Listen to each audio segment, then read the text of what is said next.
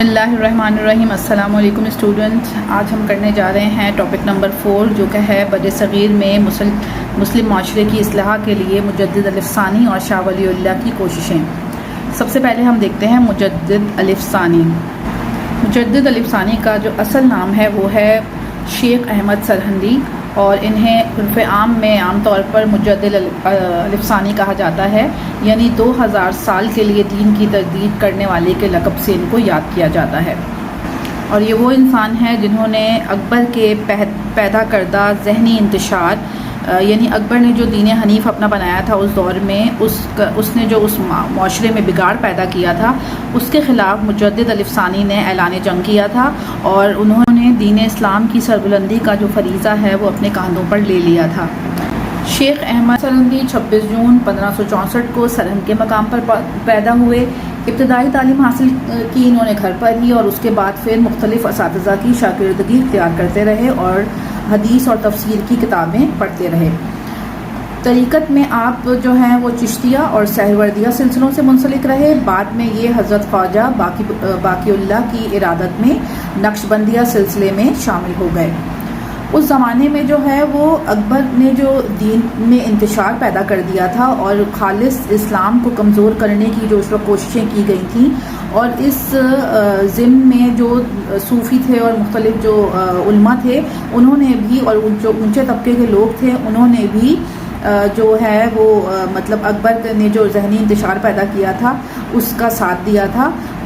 انہوں نے مجدد الف ثانی نے اس چیز کی مذمت کی، اور اکبر نے جو کوششیں کی تھیں کہ ہندو اور مسلمانوں کو ملا دیا جائے اور ان کے درمیان جو خلیج ہے اس کو ختم کر دیا جائے، لیکن حضرت مجدد الف نے اسلام اور ہندو مت کے درمیان وسیع اور ناقابل عبور خلیج کی نہایت پرزور انداز میں وضاحت کر دی انہوں نے، اور اس ضمن میں انہوں نے کسی بھی سمجھوتے کو قبول نہیں کیا۔ ان کا صرف یہی اصرار تھا کہ پیغمبر اسلام صلی اللہ علیہ وآلہ وسلم کی تعلیمات اور سنت کی پیروی میں ہی نجات ہے۔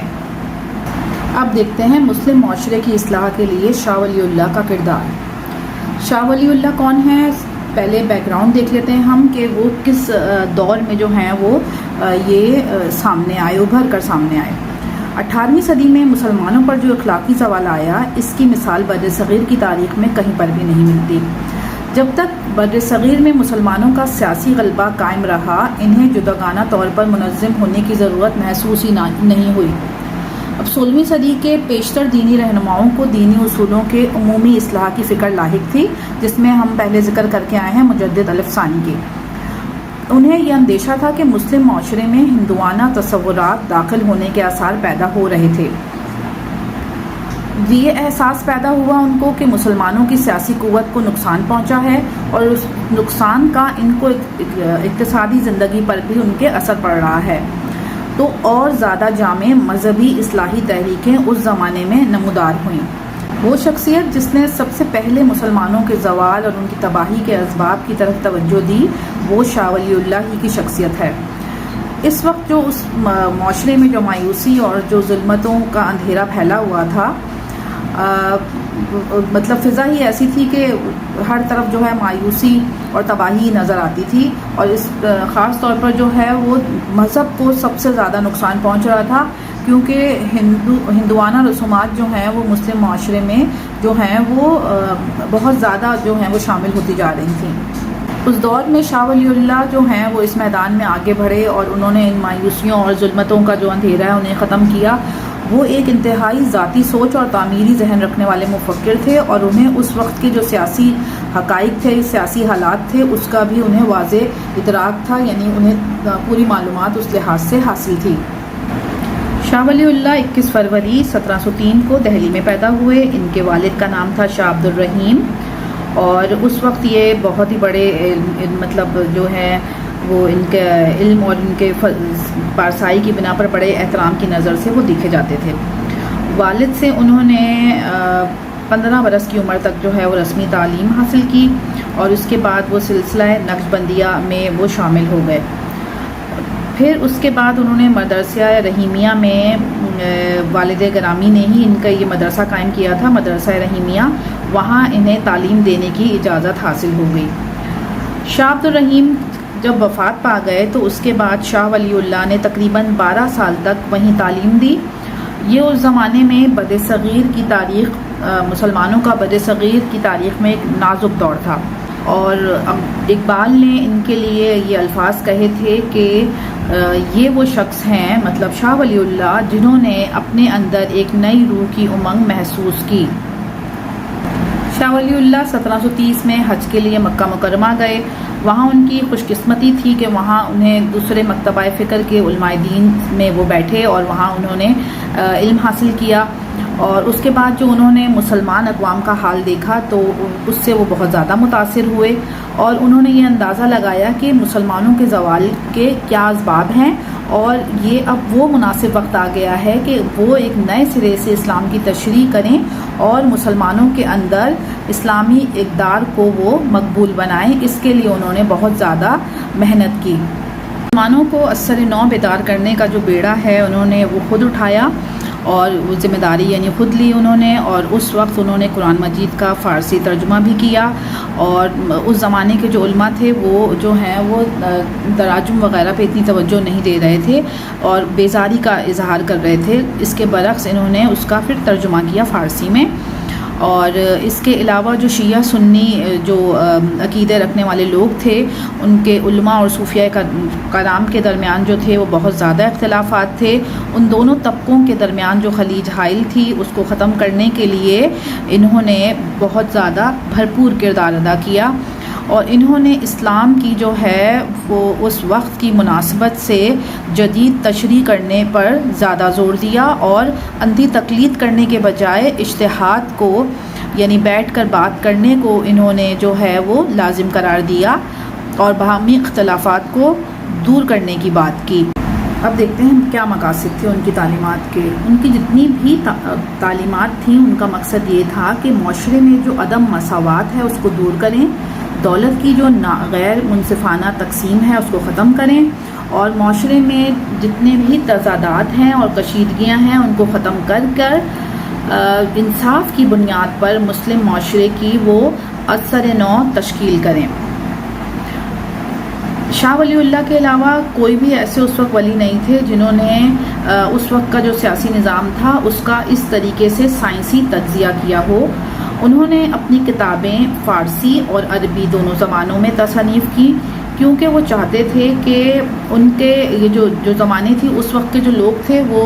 عربی کو نہیں سمجھ سکتے تھے، اور فارسی اگر ان کی زبان تھی تو انہوں نے اس کا ترجمہ فارسی میں کر کے عام لوگوں کی پہنچ تک پہنچا دیا، یعنی وہ اونچے فلسفے یا طبقے کے جو لوگ تھے وہ بھی آسانی کے ساتھ جو ہیں وہ اسلام کا فلسفہ سمجھ سکیں، اور جب اگر وہ خود سمجھیں گے تو پھر عام لوگوں میں بھی اس کو آگے پھیلائیں گے اور اس طرح اس فلسفے کو وہ مقبول بنائیں گے۔ شاہ ولی اللہ کی شخصیت بحیثیت ایک مفکر اور معلم کے کیسی تھی؟ وہ اپنے وقت کے ایک بڑے معلم تھے اور شورش برپا کرنے والے نہیں تھے، یعنی انتشار نہیں پھیلا رہے تھے وہ اس وقت کے معاشرے میں۔ انہوں نے 50 سے زیادہ کتابیں لکھی، اور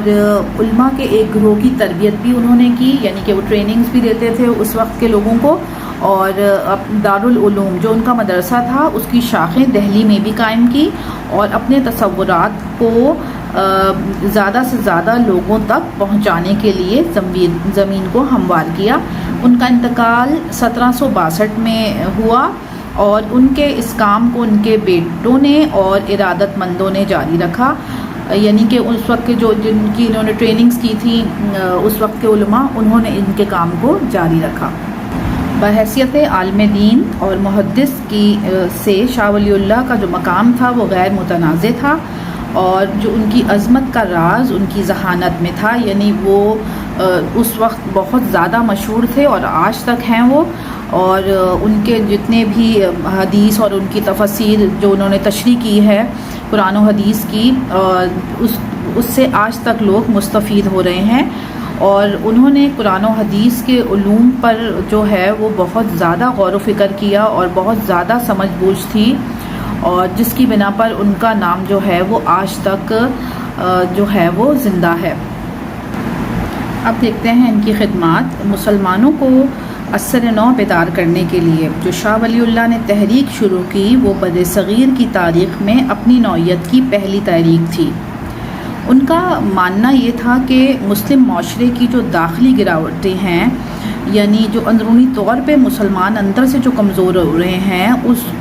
اس کو روکا جائے۔ ایک عالم دین اور مذہبی مسلح ہونے کی وجہ سے انہوں نے اس حقیقت کو جلد ہی پا لیا تھا کہ اسلام کے بلند اصولوں کو حاصل کرنا ہے تو مسلمانوں کو نئے انداز نظر لازمی اپنانا پڑے گا اور اس کے بغیر کوئی چارہ نہیں ہے۔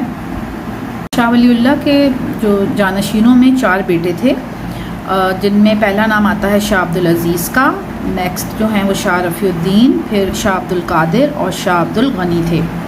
ان میں جو شاہ عبدالعزیز تھے وہ سب سے بڑے تھے اور انہیں اس تحریک کا قائد تسلیم کیا گیا ان کی رحلت کے بعد، اور انہوں نے اس تحریک کو مقبول عوام بنانے کے لیے کارکنوں کی ایک ایسی جماعت تیار کی جن کے توسط سے اصلاحات کا کام جو ہے وہ پوری لگن کے ساتھ سر انجام دیا گیا۔ شاہ ولی اللہ کے بیٹے شاہ عبدالعزیز نے اپنے والد کے جو مشن کو بخیر و خوبی جاری رکھا اور بالآخر وہ 17 جولائی 1823 کو وفات پا گئے،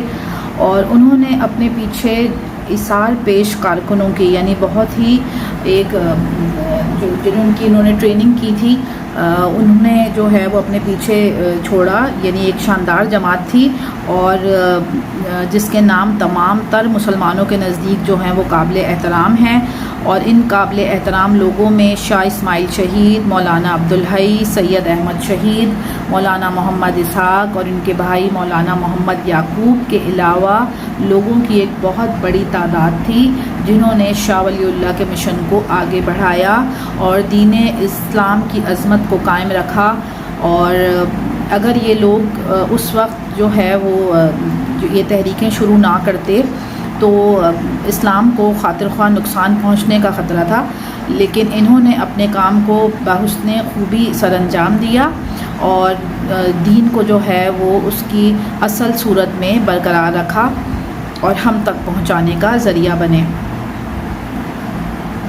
یہیں پر میں اپنے لیکچر کا جو ہے اختتام کرتی ہوں۔ یہ ایک امپورٹنٹ سوال ہے اور یہ 2009 سے لے کر جو ہے آپ دیکھیں 2011 میں بھی آیا ہوا ہے، 9 میں، 8 میں، 6 میں، اور اس کے علاوہ کیونکہ یہ اس بک میں جو ہے وہ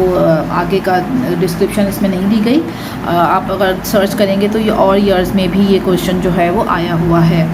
تو آپ اس کو لازمی جو ہے وہ اسٹڈی کیجیے گا۔ اللہ حافظ۔